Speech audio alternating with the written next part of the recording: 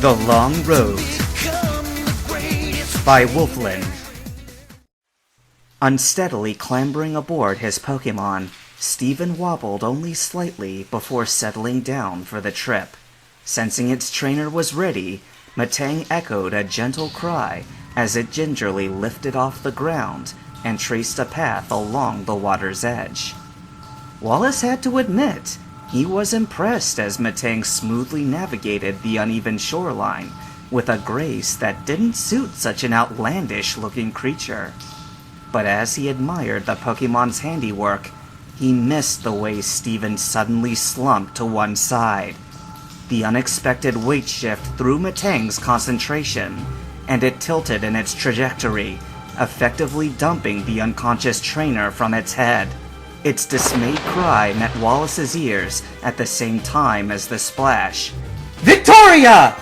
Wallace could ill afford to wait to see if Steven was able to resurface under his own power, and his melodic was quick to heed his command as she dove low enough to sweep her serpentine body beneath the fallen trainer. With a grunt, Wallace hoisted Steven's limp body from the water and onto Victoria's back. "What do you have in this thing? Rocks?" Moving quickly, Wallace slung his cloak from his shoulders and wrapped it as best he could around Steven's frame. It was still damp from their escape through the flooding tunnels, but it was warmer than anything the freezing trainer had on at present. As Victoria swiftly carried her two passengers to the cave exit, Wallace swore he heard a mumbled affirmative from the barely conscious trainer in his arms. The fuzzy feeling that clung to the edges of Steven's mind was persistent. At first, things were dark, and he had the strangest sensation of floating. But as soon as the world became bright, the weightlessness morphed into an all-encompassing weight that pressed in on him from all sides. He tried to push back and fight it off, but his arms wouldn't obey. The best he could manage was a restless squirm, but the haziness began to lift as he stirred. It was just so warm. "I'm going to have to ask that the next time you decide to hang around in a frigid cave until you pass out, you reconsider your poor life choice before you go in." "What?"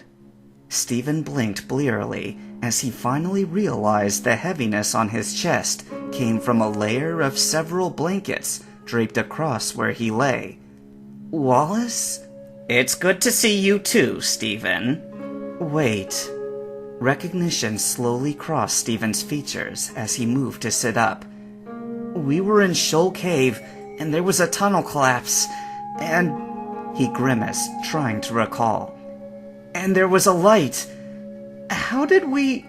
"As much as I'd like to take all the credit for our valiant escape, you and your two fossils saved me.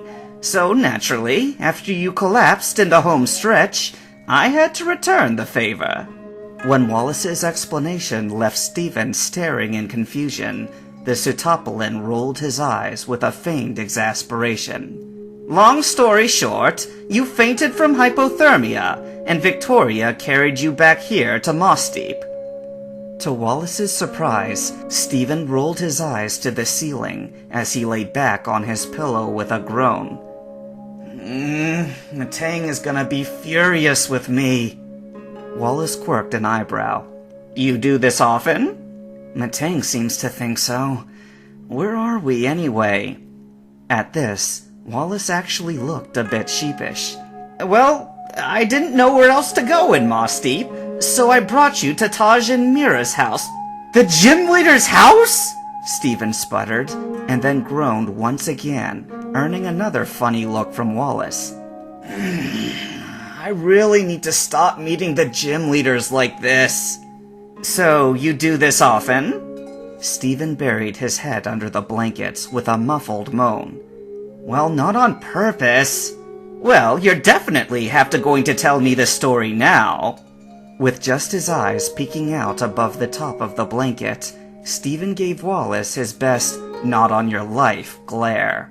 Before Wallace could prod further, the door to the room swung open, and a man and a woman walked in. "Oh, you're awake!" "Thank goodness!" Their matching blue outfits and the way they spoke, almost as one mind, told Stephen exactly who they were. Quickly burying his embarrassment, Stephen sat upright on the futon to greet the two gym leaders. Taj smiled. "We were worried when Wallace brought you here.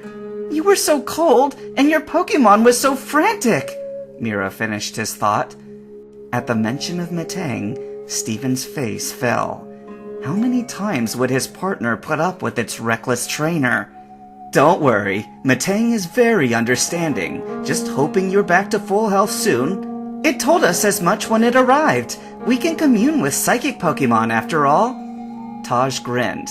"And we're not offended. We're used to getting surprised looks when we tell people we're psychic." Stephen blinked dumbly, as he somehow just had a complete conversation with the Moss-Deep gym leaders without speaking a word. "In any case, you must be tired. We'll let you rest. Once you feel up to it, your Pokemon are waiting for you in the yard. But please, you're welcome to stay here as long as you need to get back on your feet." With a wave, the gym leaders slipped out of the room. Still stunned, Stephen was at a loss for words, so Wallace piped up for him, eyes still on the door. "It's a real trip, huh? Makes for a fun gym battle, I'm sure. Having your opponent able to read your every move, even before you know what it is. So, why are you still here exactly?" Wallace chuckled, moving to stand up from where he sat. "Let's say the gym leaders weren't the only ones who were concerned about your well-being." Stephen gave him a guarded look. "You'll have to forgive me if I don't believe you." Already on his way to the door, Wallace paused and drew a quiet breath before turning to face the bedridden trainer. "I've seen a lot of trainers come through our gym. I can count on one hand the number of them that could have orchestrated such a rescue under those circumstances. I'll admit, I didn't think much of you when we met back in Lily Cove. The only anticipation I had for our next meeting was to send you and your team home from our gym, sans badge. Now, I must confess, that anticipation has changed. I look forward to our next meeting, but for very different reasons." A silence held between the two trainers, Wallace's words still hanging in the air, that all of a sudden felt considerably lighter. "Wait, before you go," Stephen suddenly spoke, as he managed to rise from the futon and began rifling through his pack. Wallace quirked a brow at Stephen's puzzling action. "Here." Stephen rose shakily and thrust an object into Wallace's hands. "As thanks for getting me both in and out of that cave in one piece." It was Wallace's turn to blink in confusion as he looked at the gleaming water stone that rested in his palm. "Stephen, why are you giving me this?" Stephen weakly laughed. "Don't think about it too hard. It's just as I said. Besides, I don't have much use for it anyway. I'm not planning to deal with water too much after this." "Are you not coming to the Sutopolis gym?" Worry flashed across Stephen's face. "Your gym isn't designed after a cave, is it?" "Heavens, no!" "Then I'll be fine. Just no more mixing water in underground caverns." At this, Wallace smiled. "So, you finally agree. Let's not get carried away.